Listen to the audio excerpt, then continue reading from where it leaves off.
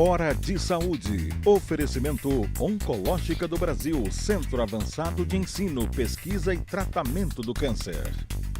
Macedo Hospitalar, tradição em tecnologia presente nos melhores hospitais da Amazônia.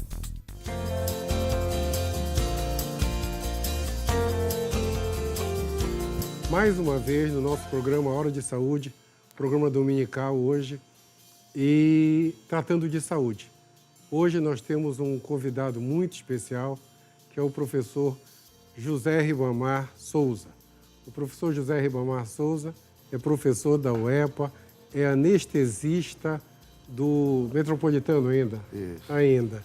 E o professor Ribamar, ele é aquele professor da universidade que já foi paraninfo um monte de vezes, professor homenageado todo ano, nome de turma na faculdade, ou seja, é aquele professor que marca os alunos pela qualidade, pela ética e por todos os bons princípios de como um médico deve ser. Então, eu estou tremendamente orgulhoso dele estar aqui comigo.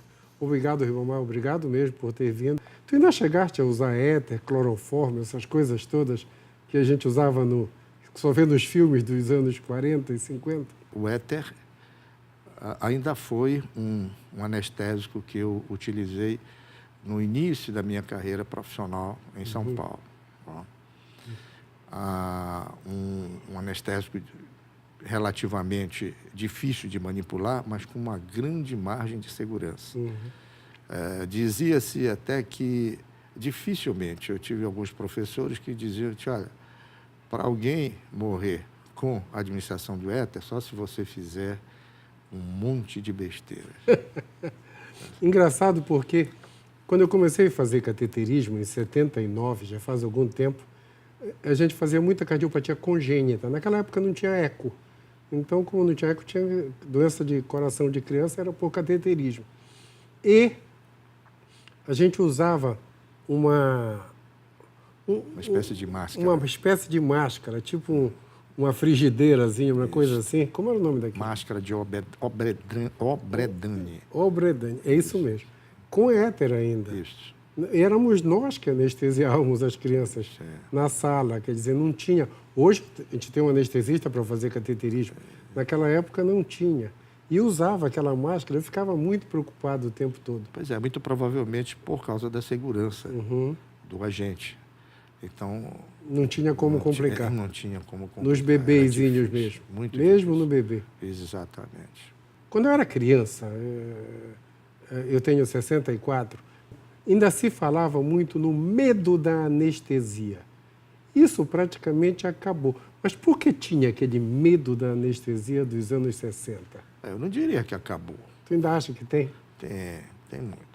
Eu entendo que essa questão, ela está atrelada ao desconhecido.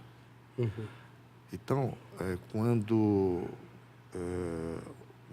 um determinado paciente recebe a notícia de que vai precisar fazer um procedimento cirúrgico e que o cirurgião explica o que vai fazer, aquilo é algo mais definido sob o ponto de vista anatômico, mais palatável por ele. Anestesia, não. O fato de você dizer assim, olha, você vai dormir, e aí vem a pergunta, e eu vou acordar depois? Anestesia é como se fosse uma mágica. É quase isso. Não é? Então, você põe um paciente para dormir e depois recupera o estado de consciência. Isso acontece... Eu também acho fantástico. Fantástico. E é isso que talvez seduza a mim, por exemplo, foi isso que foi uma das razões pelas quais eu me lancei nesse campo. Exato. Eu considero assim, eu faço cateterismo desde 79. Até os anos 90, a gente não usava, até o ano 2000, a gente não usava um anestesista na sala. A gente dissecava, fazia anestesia local. Com o advento da radial, da artéria radial, que costuma dar espasmo, o pessoal chegou à conclusão que o espasmo era muita tensão. Então, era melhor sedar. Isso. Então, E é uma coisa muito segura hoje. Muito segura. Eu falo para os meus pacientes, é muito seguro. Eu não lembro, na minha vida de 40 anos de médico, de alguma história de acidente anestésico. Não lembro, assim, de ter convivido com...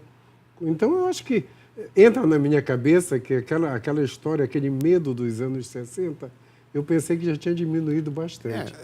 Ele é possível, mas ainda existe. Ainda existe. Nós fazemos avaliações pré-anestésicas, que hoje... Isso é um salto também enorme, exato, né? Exato. Naqueles idos, era mais difícil se fazer, não é? Por causa da própria ocupação do profissional, não havia uma diretriz nesse sentido. Hoje, não. O próprio Conselho Federal de Medicina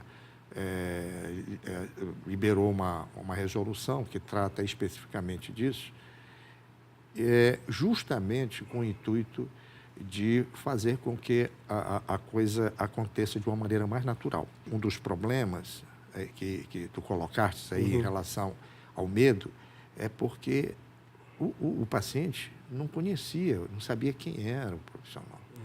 Então, de repente, aparecia isso na sala de cirurgia, um cidadão que olha de cima para baixo e diz, olha, eu sou um anestesista, eu que vou fazer a senhora dormir, o senhor dormir.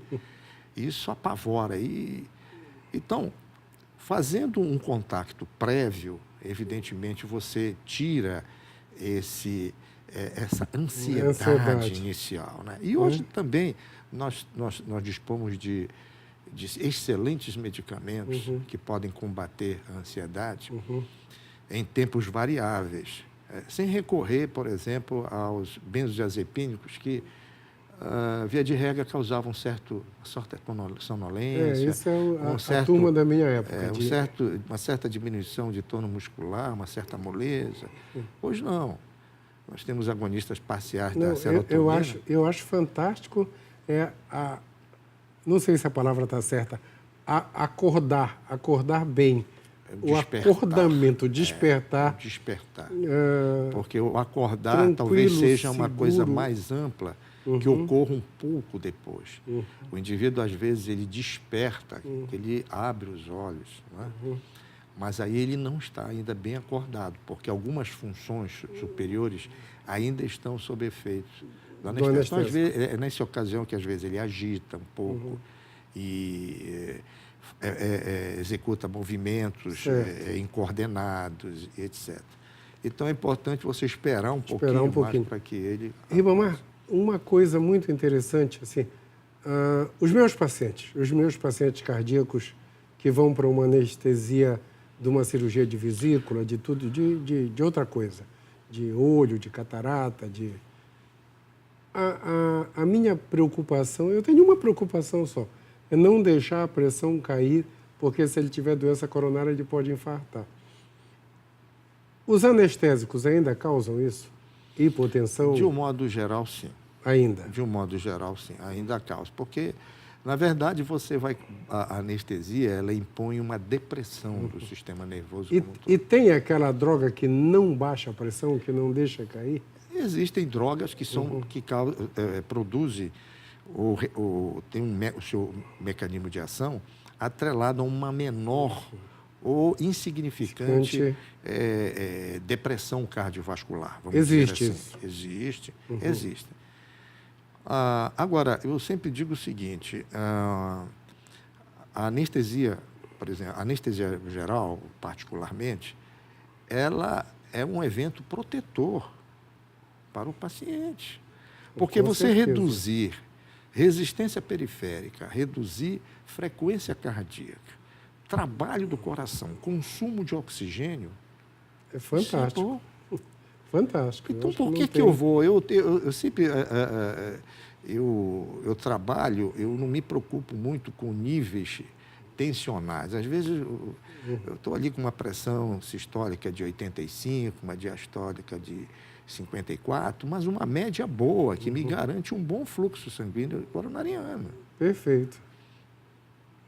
E uma coisa muito importante na nossa área médica, especificamente na tua área, é a monitorização do mundo atual, né? Sim, esse é um ramo que nos proporcionou um aumento extraordinário na segurança dos pacientes. Eu acho que hoje...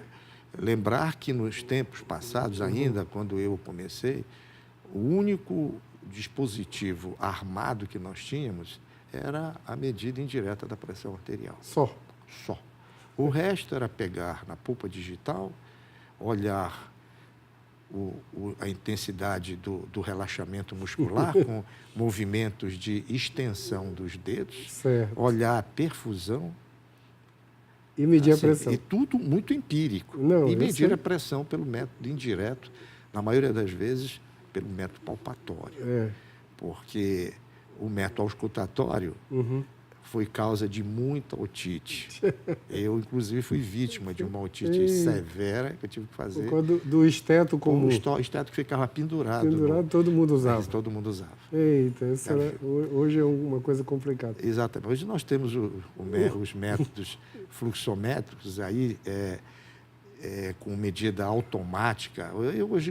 Hoje, com maior facilidade, com os dispositivos que você tem, você passa um catéter central e mede pressão arterial diretamente, sem grandes problemas. Como dizia um professor meu, acabou a época romântica. Exatamente. Se mede saturação de oxigênio no sangue, se mede nível de consciência.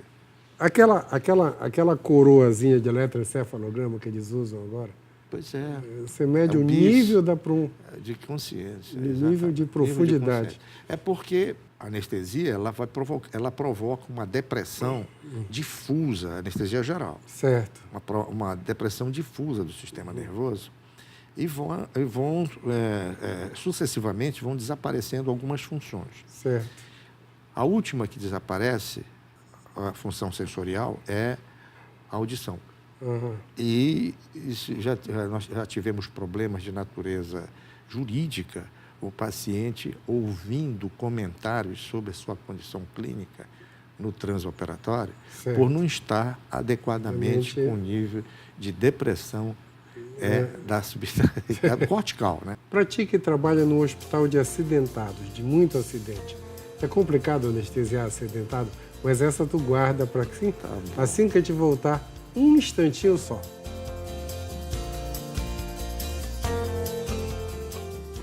Hora de Saúde. Oferecimento Oncológica do Brasil, Centro Avançado de Ensino, Pesquisa e Tratamento do Câncer. Macedo Hospitalar, tradição em tecnologia presente nos melhores hospitais da Amazônia.